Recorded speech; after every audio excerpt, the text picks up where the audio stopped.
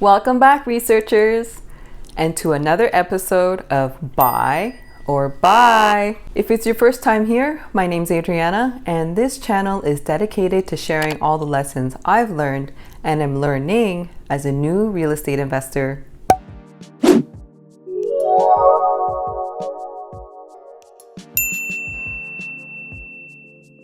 Today, we'll take a closer look at Festival Condos in Vaughan. I understand that the first tower sold out and the second tower is going to launch this month. So let's get started.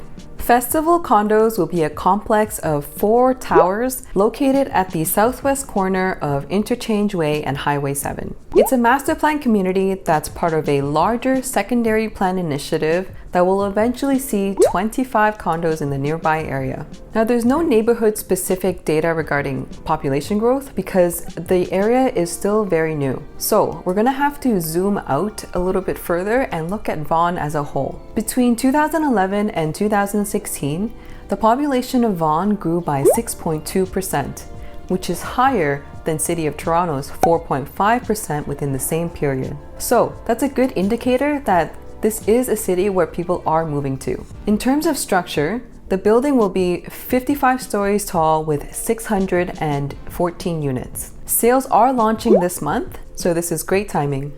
Okay, let's go through the research checklist. Number 1, elevators. Is there a ratio of 1 elevator per 9 to 10 floors or better?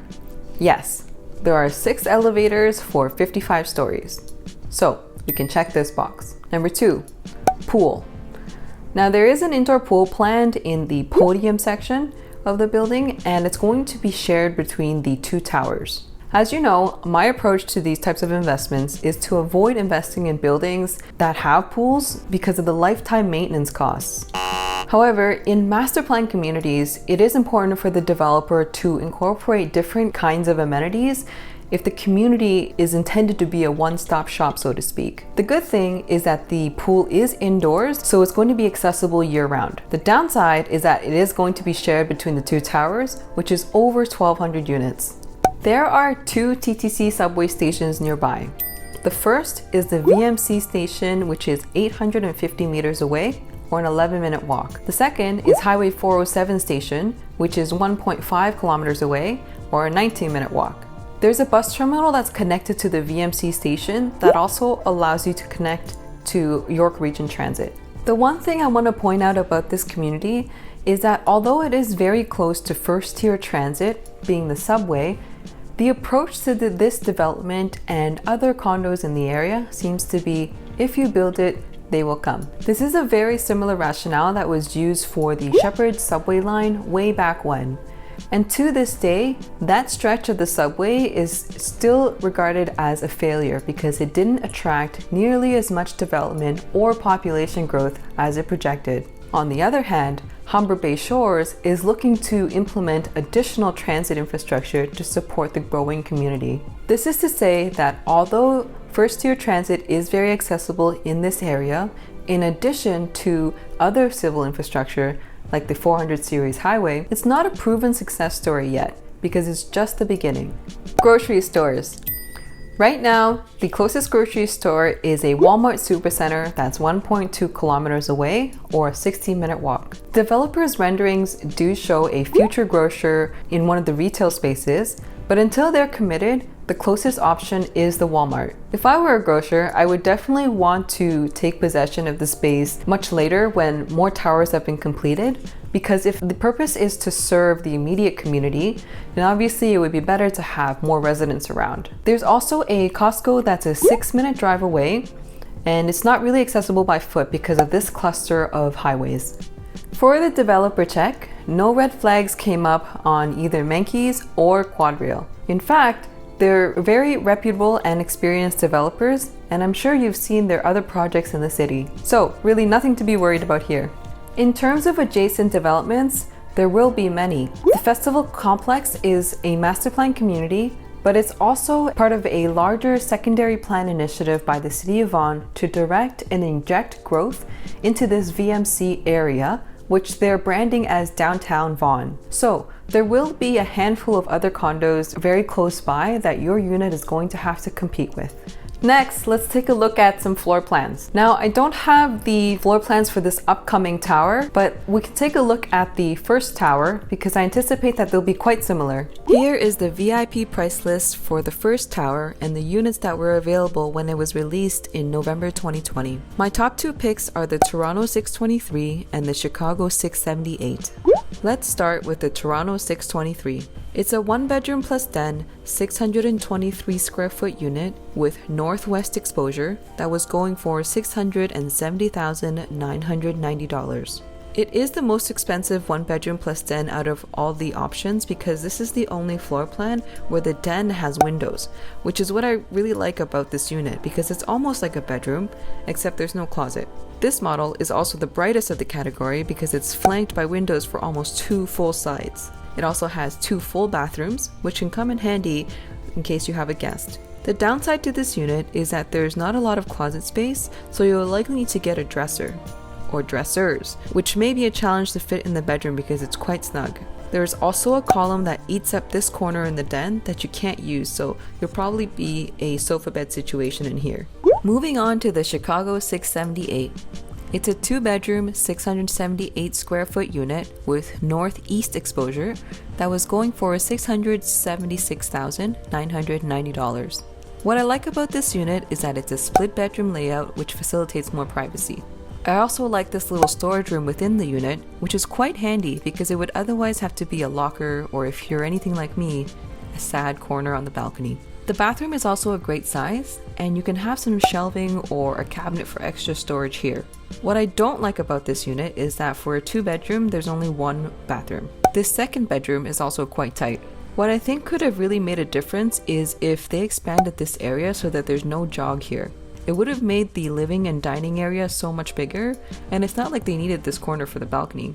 One overarching observation I have on the floor plans is that they are considered quite small for a condo in this part of the GTA. Typically, when you think of moving away from the downtown core and away from Midtown, the floor plans tend to get more generous, like the condos in Markham and in Richmond Hill. In this building, there are many, if not most, of the 1-bedroom plus dens that are under 600 square feet. Comparatively speaking, that's considered quite small and very reminiscent of the newer development floor plans in downtown Toronto. I also want to draw your attention to parking. The first tower restricted the eligibility to purchase parking to 2-bedroom suites or larger. Something to keep in mind here is that this area is still very reliant on cars. And obviously the goal of this master plan community is to change that eventually, since it's being built around public transit. However, for the foreseeable futures, cars will still have a big role in the people who are living in this area. So the 2-bedroom unit would have an edge over the 1-bedroom plus den because you'd be eligible to purchase parking.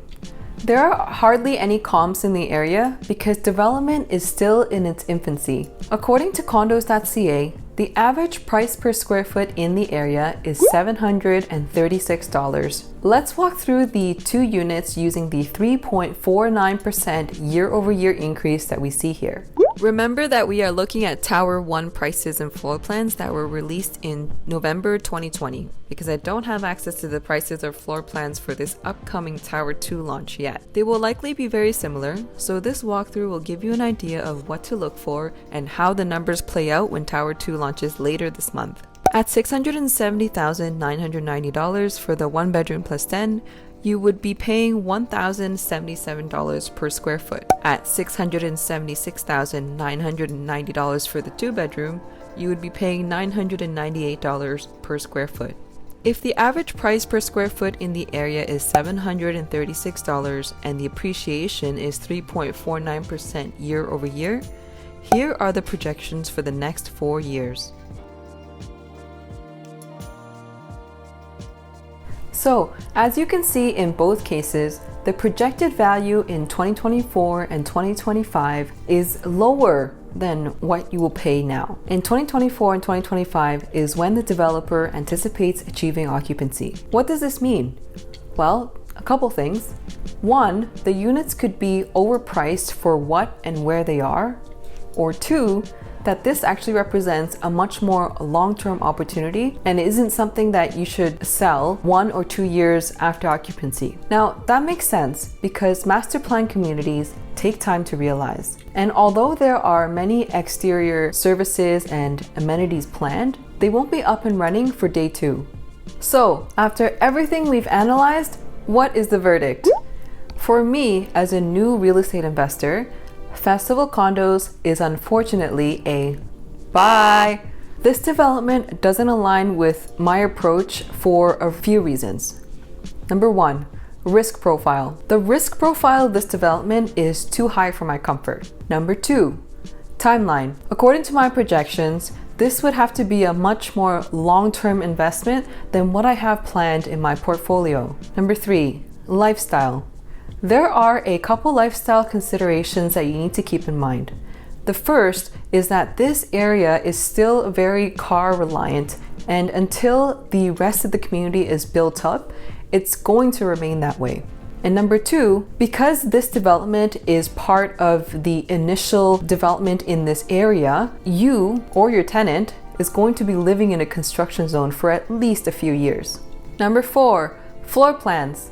Comparatively speaking, these floor plans are considered small for buildings that are outside of the downtown and midtown area. Number 5, aging.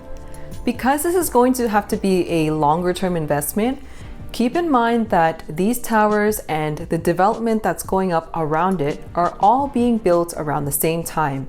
So the buildings will age together.